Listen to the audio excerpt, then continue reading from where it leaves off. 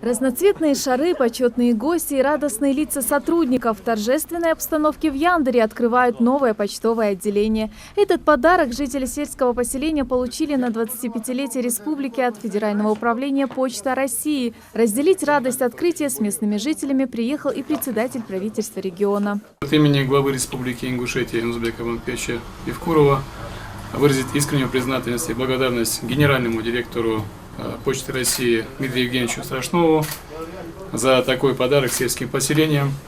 Также хотел бы выразить искреннюю благодарность за совершенствование системы почтовой связи в республике.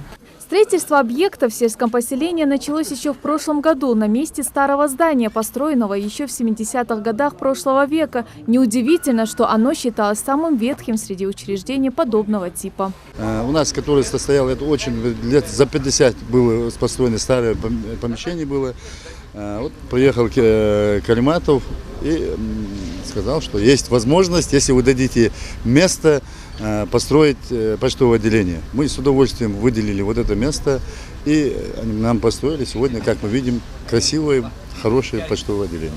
Мария Котикова вот уже 22 года работает на почте. Раньше им приходилось трудиться в очень стесненных условиях, вспоминает она. Площадь нового здания на треть больше предыдущего, а новое оборудование значительно облегчает работу на таком большом участке. Здесь созданы комфортные условия не только для работников, но и для людей с ограниченными возможностями.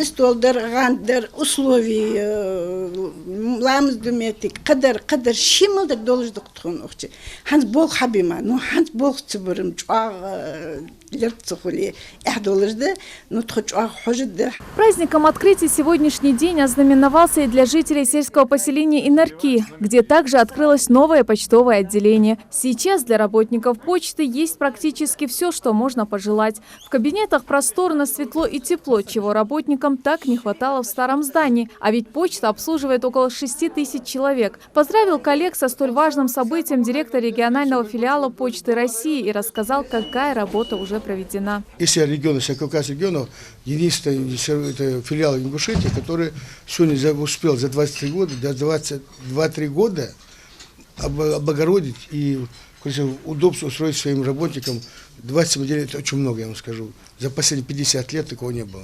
Всего в республике работает 54 отделения почтовой связи. В 38 из них провели капремонт. За последние 3 года построено новых 27 отделений. Впрочем, этот год для почтовой службы республики можно смело назвать знаменательным. К 25-летию Ингушетии новый почтамт откроется в Магасе, а еще 3 отделения почтовой связи в Сунже, Алиюрте и Галашке.